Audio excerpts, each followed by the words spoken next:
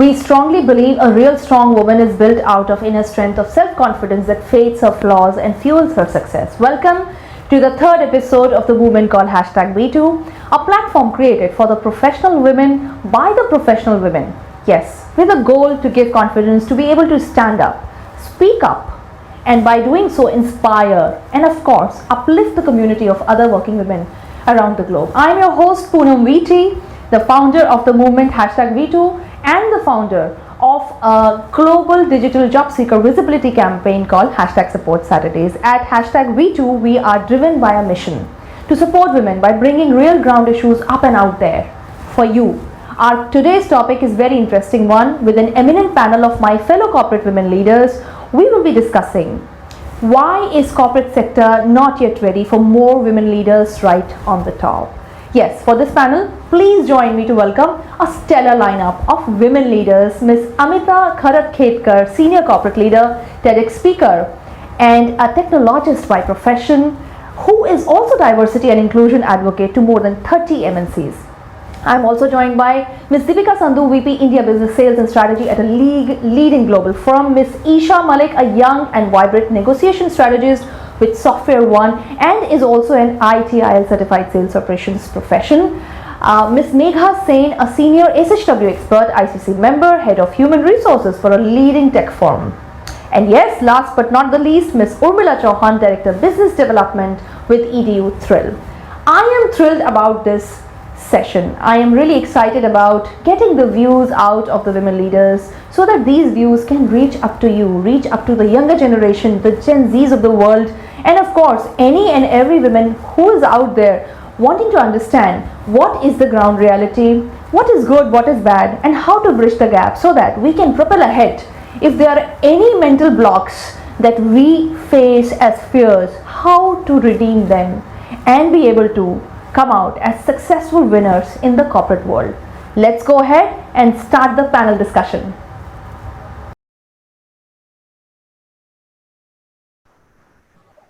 Hello everyone and welcome to #WeToo. I am so glad to see this very eminent panel and I'm looking forward to all the discussions, all those real stories that are going to come out through this. So let us start with Amita. Amita, I have some number to give you before I ask my question. You know, this is a fact that there aren't too many women bank chief executive officers in the Indian banking industry these days. Among the public sector banks that we call as PSBs, there is only one woman CEO, Ms. Padmaja Chunduru of Indian Bank. In the private sector, not even one big lender has a woman CEO.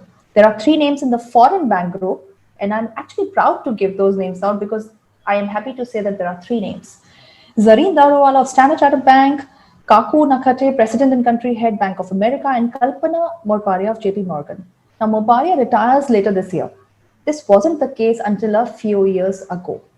For real empowerment, women should be offered, as per you, equal opportunities and not a special institution to possibly prove their potential. My question to you today on this panel is, why don't we have women bank CEOs? Thank you for your question, Poonam. And also thank you for setting the tone at the beginning that this is a safe space. So, we can have a very free-flowing kind of conversation. Now, before I answer your question, considering the situation that we are in, so I hope all of you are safe, taking care of yourselves, wearing masks, following social distancing. Yeah. No mask right now. Yeah, because we are in a bubble, bio bubble right now, taking care of ourselves in our own houses. Absolutely. That's why we are not wearing masks.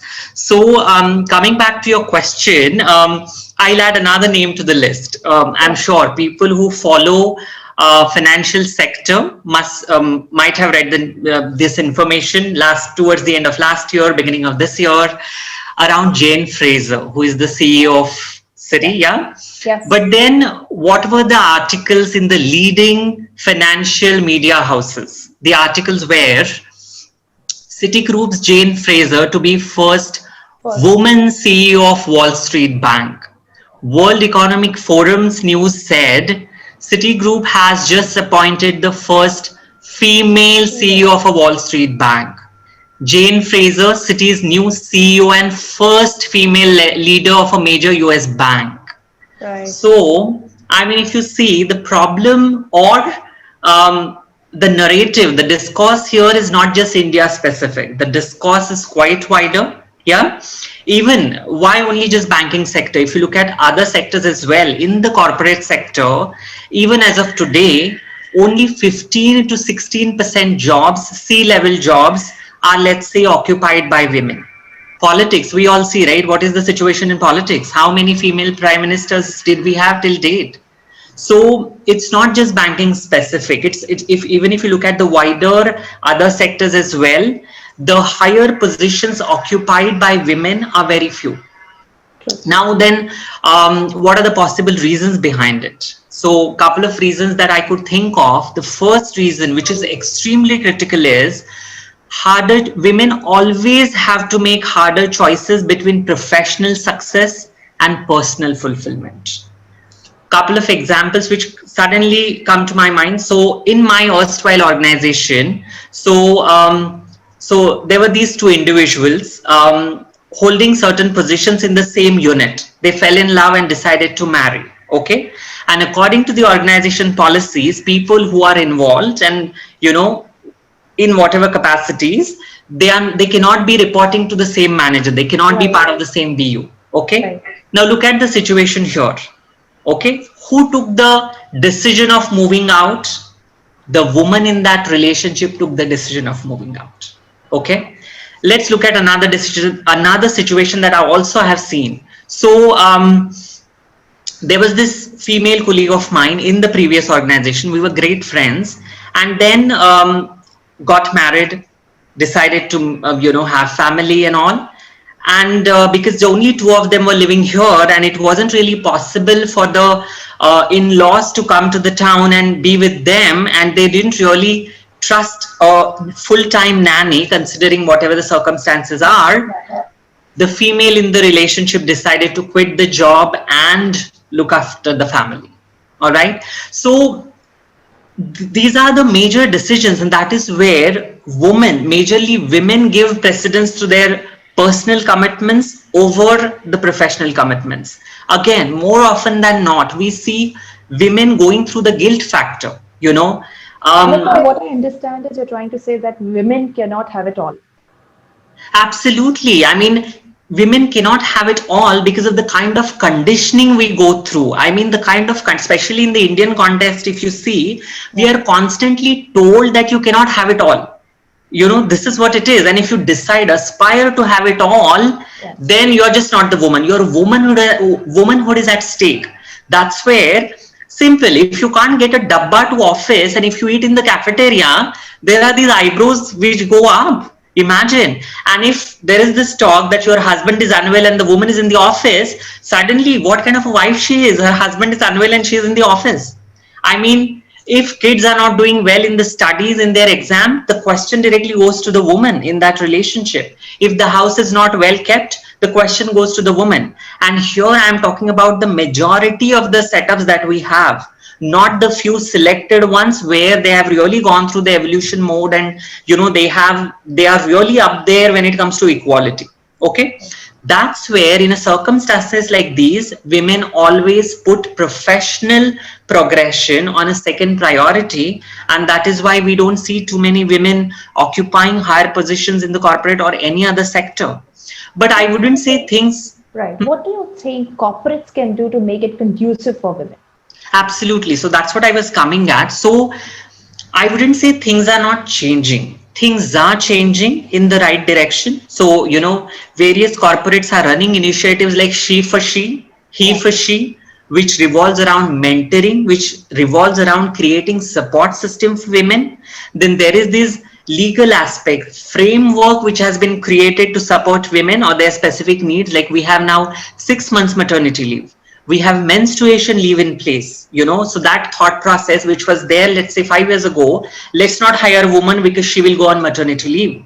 So that thought process is getting curbed, Also, various organizations are running initiatives like return to work. A lot of women, like I said, personal commitments, take sabbatical from work. It puts a gap in their professional learning. That is where initiatives like return to work enable them to come back to work. They can reskill. The organizations are encouraging to reskill so that they are ready to work. So things are moving in the right direction, not as bad as they were. What we need is maybe wider societal changes in terms of equality. Definitely, if gradually we'll see more women occupying higher positions at various sectors. I hope so. I absolutely hope so. Thank you so much, Amita. Urmila, let's come to you now, taking the lead from Amita from here. You have written something very interesting on your LinkedIn, and let me put it out. Pretend that it's a quote from Make a Ash, right? Pretend that every single person you meet has a sign around them that says, "Make me feel important." I can visualize it's a sign like this, "Make me feel important." Come to the corporate world now.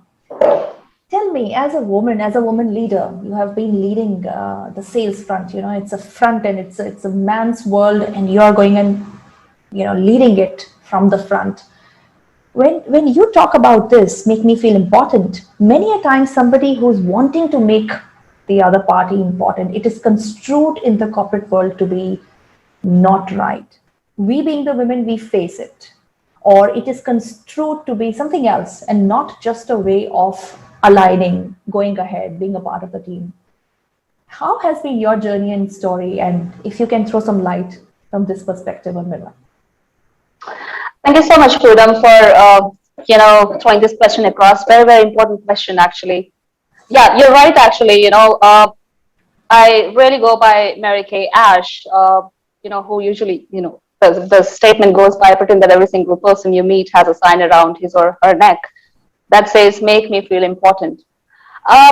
We all know that Mary Kay Ash was an American businesswoman whose company had an international sales force for about 800 plus thousand in about 3 dozen countries, and who purposefully included women in her team way back in the 1960s.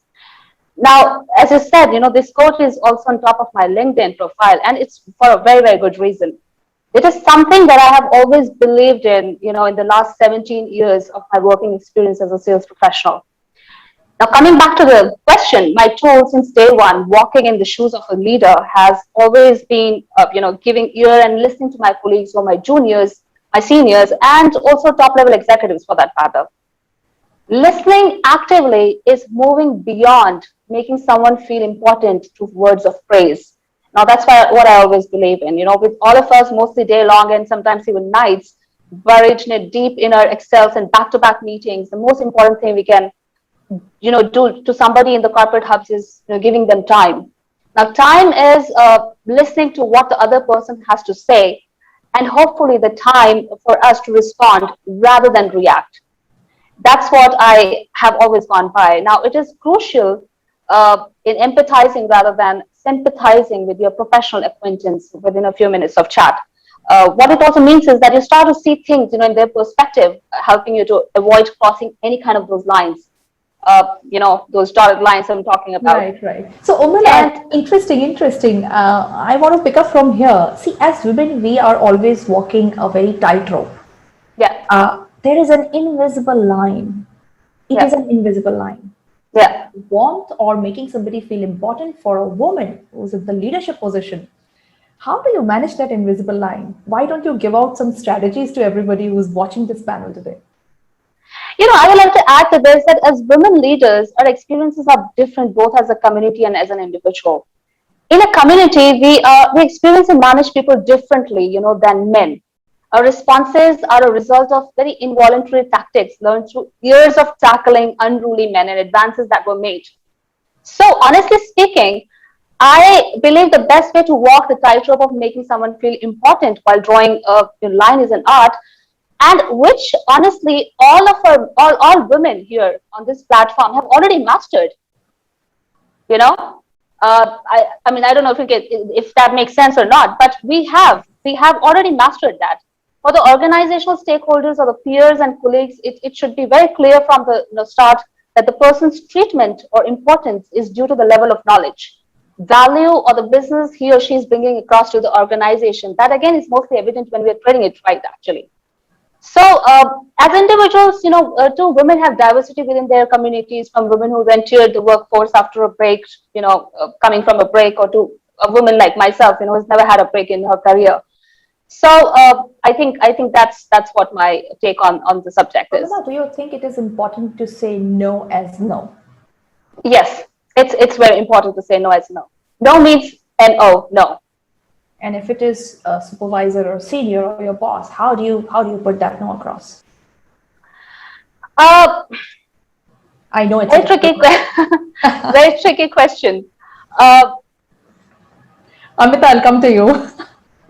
you have to get it. You have to have a clarity, in actually putting that across. You can't just go and just say that this is what has happened, because that's not going to get entertained for sure. Yeah. Now, there's certain level of, depending on what kind of organization that you're working with, you have to speak to, certain people. You have to speak to a committee who's in place, and you have to follow the right channel for sure. But that message has to go that no definitely means no, and you are not going to take brunt for it what you haven't done. And Yes. that message should be very, very loud and clear. Great. Thank you. Thanks. You wanted to add something, Amita? Yeah, so what I want to add to that is, see, we can't make a rule for everybody. That is where all of us, every individual has a different technique of dealing with the situation when it comes to no means no, right? So not all of them are very assertive in situations like that. A lot of us are conditioned, burdened through various aspects. What is required here is awareness. All the corporate houses today have posh guidelines. So if you're not aware that individual needs to, invest efforts to understand what posh is all about, how the corporate they are working for is dealing with that situation, all right, and then seek help, find a confidant at the workplace, an ally who is no judgment, no advice, who Right. can be that support system in these difficult times. At the same time, there is this other side of the story also. There are these women who are fine with it. We should not have a judgmental approach towards them. It's fine if you are comfortable with it, and that's how it is. Then nobody should be there to demonize them or judge them. I think that's how I think this situation needs to be dealt with. Sure. Thank you for adding in. Thank you, Urmila. Okay, let's move on to Isha now. Isha, I have an interesting report to cite here before I ask my question to you. And it says, according to the 2019 diversity report, women constitute 29.2% of the Microsoft's workforce. And I'm talking about this company because my question is related to a recent announcement that they did. Microsoft said in an SEC filing this week, I mean, this is last year, that it will actively consider women and minority candidates to succeed CEO Satya Nadella, making it among the most explicit statements from a major tech company about CEO diversity to date. Now, this is a huge announcement that has come. And I'm sure if it is as an announcement made publicly, they will stick to it. We know who Satya Nadella is today. What is your opinion and view as a young lad on this panel, right? Tell us about your story and how do you perceive your career? What were your challenges and how did you deal with your challenges? Isha, you got to unmute your mic, please. Yeah, perfect. Yes. So thanks for this wonderful question. Actually, I got chance to work with Microsoft for 7 months on a contract basis. So it was a very great experience. Microsoft actually come forward and gave opportunities to women. If they see spark in you will definitely get that opportunity. But still, I don't talk about CEO. I will talk about major leadership positions are still not in hand of women in Microsoft. So CEO is a far much better, far much longer way than what they have catered on plate. So I want to highlight this particular incident. When I was walking through the corridors of Microsoft, I came across this beautiful portrait saying, "Ever wonder who's shaping today? Who is shaping the society today? Creating, innovating, and leading, and bringing the world forward. It's her. Where women rise, everyone benefits. And when it's her, it's all of us." And there was a full stop. Yeah, lovely. Yes, and there was a full stop, and everything stopped there. It was very good. Why? Like I have this question. I even like we have freedom to talk in partner companies as well. Like right now I'm in software one. I have such nice person in leadership where I can go and talk to them and I ask them why when you're so open to it, when you're giving us the gateway to walk through, why we're not able to cross that gate and get that opportunity which we dreamed of. Yes. So I came across this simple formula which they shared, that was ACDOP. And ACGOP. Okay. yes, and this is based on 100% based on the real time experiences which I have faced in my 9 years of experience. And by A I mean attitude, C I mean challenges, by D I mean as determination, O as an opportunity, and P as in publicize. So we don't have the like. So I have written few lines. Like I am like I love philosophy a lot, and I always mix that in my work.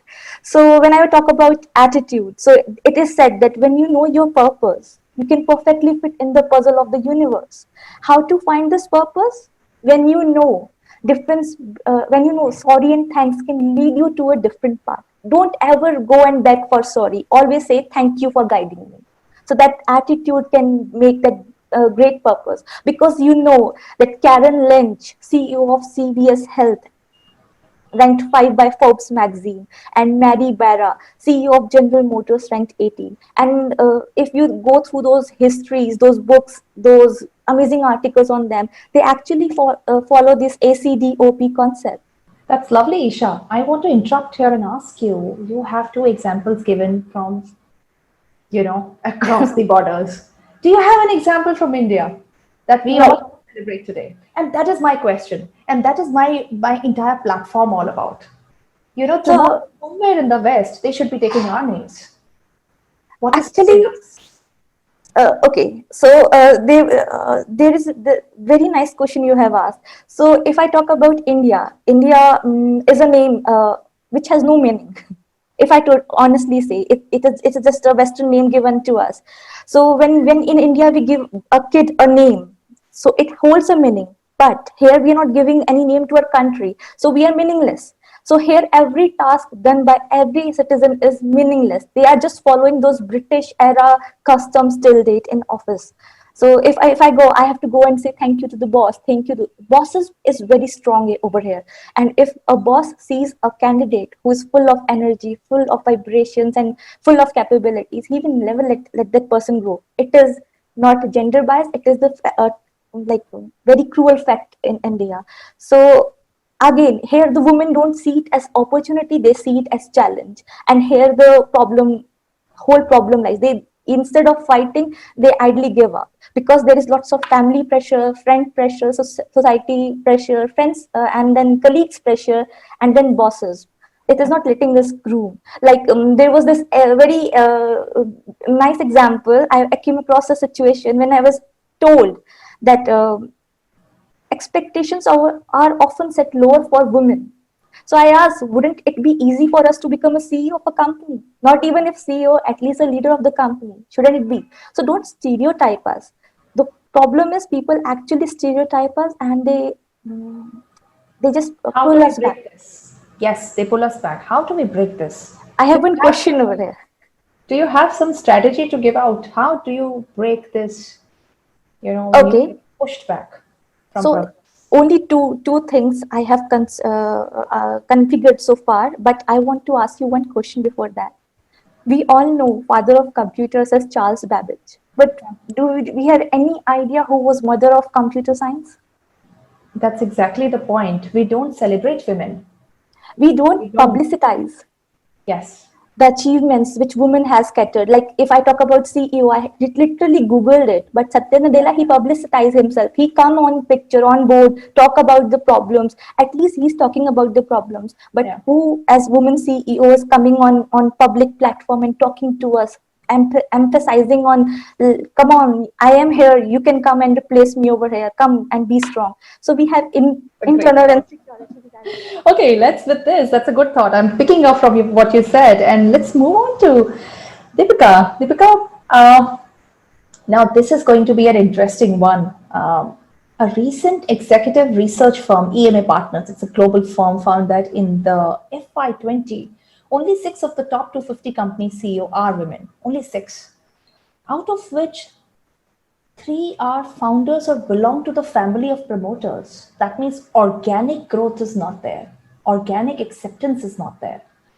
Now, if you look at the recent, gender gap report of 2021 that just got released, it said that it is going to take another 100 years and add on to the backlash that has happened because of COVID. Now, this gender equality or inequality has been pushed to 135 years for just 2 of the genders that I'm talking about, male and the female. From Bumble to YouTube, how the world's most powerful female CEOs build their empires. What is your take on gender equality or how women must get conducive environment? Even Isha is talking about the same, the passion is there, but where is the environment or how are we trained to publicize ourselves? What is your view on this? So I feel today's scenario, the problem which existed, let's say 10 or 20 years earlier, it has improved, but not as per the expectation of all of us. I completely agree with your viewpoint, wherein we feel that women at the CEO or a senior leadership levels across organization is extremely skewed data. Industries like oil and energy, infrastructure, retail. I'm not talking about BFSI because in banking we've had likes of leading women who have inorganically tried to head the banking and insurance organization. But oil and real estate infrastructure, if you talk about manufacturing, you don't see many female employees and you don't see leaders there. Reason primarily are 3 according to me. Definitely one is a requirement of the work-life balance. Men around us are judgmental. Before they pass on some critical or a high value or high impact task, their worry is will she be able to balance it out? Right. If she would be balancing it out, would it be at the stake of something? Right. Yeah. Isn't it better, more comfortable to give it to a male colleague than her? Irrespective of the quality or the performance of the output that the lady or a woman professional will get in. I remember my days around 12 to 14 years ago when I was contemplating to pursue career in sales. And not in operations or hardcore customer care, experience. There were a lot of people within my family who were more worried about me as to would you be successful, would you last long? Isn't it better to continue with a contact center, customer care, care. yeah, fashion designing? Why don't you get an opt for such kind of a career? I strongly feel today I am heading sales at Static, which is one of the leading tier 1 business process outsourcing. It is listed in USA, and we have a very strong presence in India. I, along with our HR, which is a talent acquisition team, we work extremely extensively to ensure that, every second position out of, let's say, 5, we try to go in for a lady boss. Or someone who's at a middle management, we try to do IJPs. It's called internal job posting, wherein it is fed into our operations team and our HR team that try to have more participation from your female professionals. So I think, Deepika, I want to make a very important point here. You are the leader sitting in that organization, driving it. And that's exactly my point. When we will be able to see more women leaders, we will be able to possibly put out this across and drive it with our HR teams, that every second or third appointment needs to be of a woman. I'll give that credit to you. Thank you for that. And I really learned it seeing people around me, ladies around me, and also there is a biological cycle. When we all do our graduation, I think the females graduating from India is much more than males in India, Right. but we don't land up in corporate jobs. Most of us are either married off or sent abroad for better standard of living, get married to an engineer, pumped off to a MBA professional who's doing much more better. And in case if we land up getting good jobs for ourselves outside of India, we are considered lucky. Yeah. I think very important, corporates must realize that there's nothing that a woman can't do. Multitasking comes very naturally to us. I think as a woman, not only to the panelists that I have and you, Poonam, who's leading this entire discussion, I feel it's time that we should stop the handing over of right to decide or right to choose, our Correct. career to anybody than us. And that kind of Very well said. is, Very well said. If you want to be a leader, then you got to first lead your life first, that right? is right. Is what you're That- trying to say. and Wonderful, Deepika. Yes. Yes, Yes, please. and another appeal that I have to all the male CEOs or the chairperson or the chair men of Indian organization, when you settle down to finalize your vote, out of 5 seats, if you start with a small step of having one or two, I'm not asking for reservations. We'll do it on merit. We'll do it on performance. But if you want to change, you want to be a catalyst, one or two seats at board, if it is intentionally planned and deliberately given to high performing women of your company, I'm sure after 5 years or 6 years, when we have this debate, Poonam, there will be good amount of change in thought process and with data on the ground. Absolutely. I'll push this number to 50% because only in India, if you talk about the population, the women population is 48.5%. That is We deserve to have 50% seats in the board. And why just that women compulsory board member? And that has also been pushed down the throat, and that's why you see one woman sitting in the board and not by potential or more. So I really agree with you. And I'm looking forward to be doing a celebratory session again, saying that, when women started speaking about it, India has moved, India is making the right changes. I'm really waiting to go to Megha, who is a leader in the HR, the most right person to be talking about how HR as a function feels about the gender equality, or you're also have been an ICC chairman and currently an ICC member. Where do you see the conducive environment getting pushed back? What, as per you, Megha, being an HR leader in the industry, will really make a difference? Please pour your heart out. I really want to know, as an HR professional, what do you feel? What kind of motivation you want to give to everybody who is a woman listening to this panel today? Thank you, Poonam. Thank you for having me in this platform. Thank you for giving this opportunity.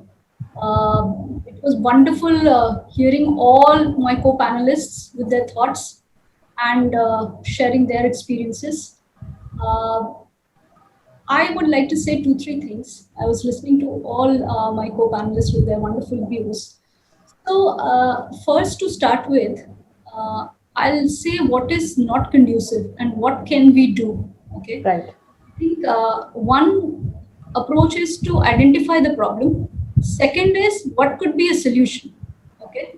So the first problem, what I see being in HR, and fortunately, I am in a profession where there are more females. Okay. It's very usual to see females in an HR role. Right.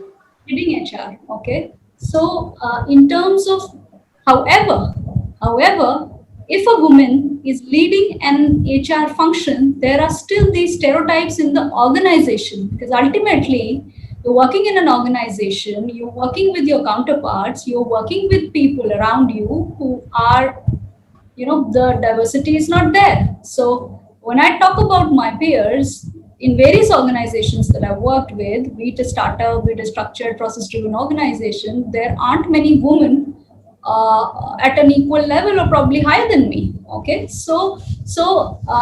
my kind of engagement with people is more towards a bias of working with men rather than women. Now, here, what can be done? There are multiple reasons for that. Amita mentioned that society, we're conditioned in a way to believe that we have to balance both.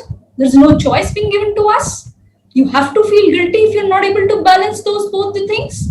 And when it comes a point where you have to choose, then you choose family over a professional career. That's one. Second is, and I strongly believe, I don't know how many people would agree or disagree, that women don't help enough women within the system. Okay, and I have seen that this has to change. When change, you can't blame anybody else. Okay, the change has to start from you. I'll give you an example. I'm heading HR right now. I was an HR executive also 13 years back, 14 years back. Okay. Even at that level, and even now, I am the first point of contact where I have the absolute authority and power to reject a CV or to pass on a CV for further processing, right? And I'm not being gender biased here. I'm talking about either a male or a female candidature that I receive.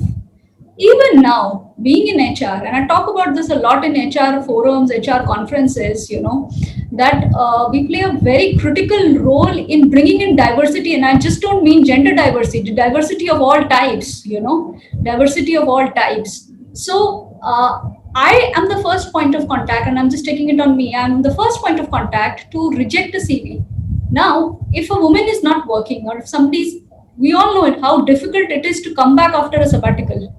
How difficult it is to get back to work, to find a right job. One of the reasons women not going up the ladder is when they take a sabbatical and when they plan to come back, they have to restart their career. They don't get that position, that designation, that compensation where they left. Absolutely. Right? So they compromise on compensation, they compromise on designation, they compromise on the role, and they restart their career.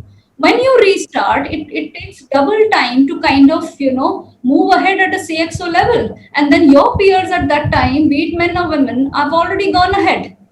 So when you look at it like this, you fall out. Okay. And there are multiple reasons for falling out. Now, when I say, so again, also, we all of us have a role to play. We are bosses. We hire our teams. We are HR. We are hiring for our company. How can we bring in that change? What I have done in my organization and in my previous stints is, I give a preference to people who are not working for valid reasons. I will be taking a look at the skill and competency. There is nothing like a sympathy or an empathy kind of a thing. It has to be on merit. Okay. Right. At least are we open to listen to their reasons of why they left? Okay. Not that the stereotype that we have in our minds is the person is not working, I would have left the job, kuch to isi mein problem hogi. Correct. Right? That has to be changed. I think you're giving a very strong message to all the HR leaders listening to this. Absolutely. I talk about it a lot. Thank you for saying this, because no CV should be sabotaged saying that you took a break. We are human beings. Even machines can't cough, yeah. Right? But and we are supposed to be back to back. We appreciate when somebody comes and says, I'm not even going to take one day ka chutti between this job and that job, and you take pride saying that LinkedIn profile changed the same day. No, this has to stop. What kind of lives are we living? Thank you for saying this, Megha. Anything else you want to add on?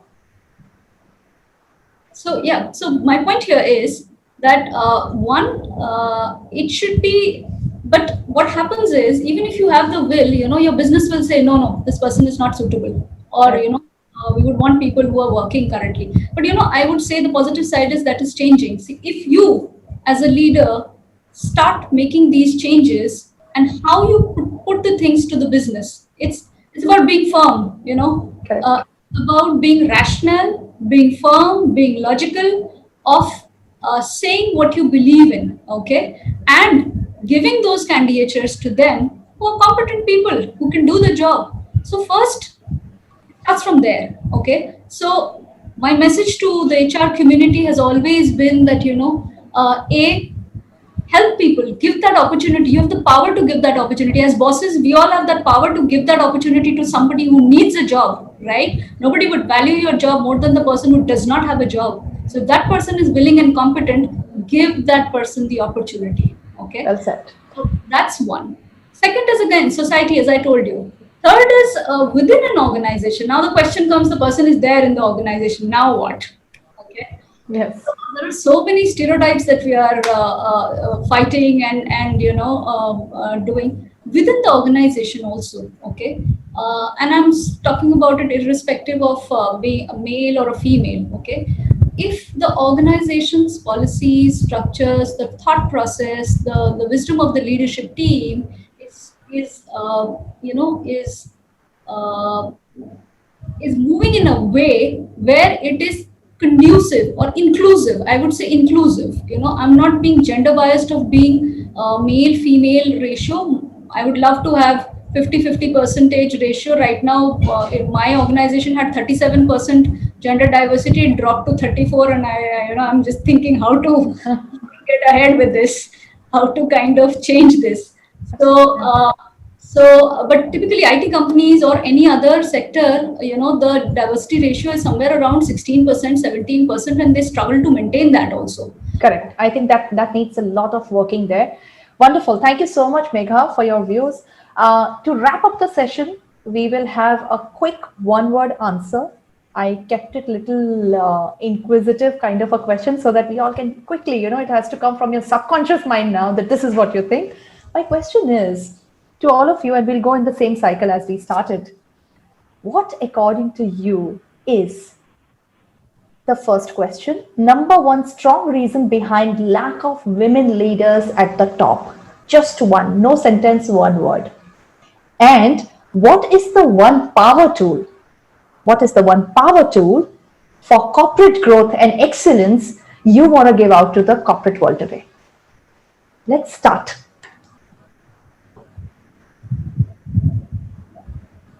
Megha, should we start with you? Sure. So, just one word.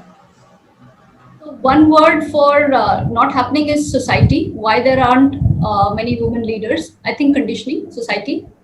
What could change? Power tool for success for women. Myself, me. I think I can bring that change, and I have to believe in myself. My self-belief, that's it. Excellent, excellent. Isha?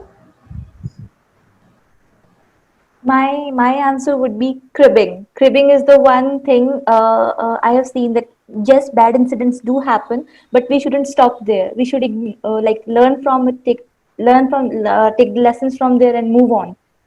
And one power tool to see every challenge as an opportunity.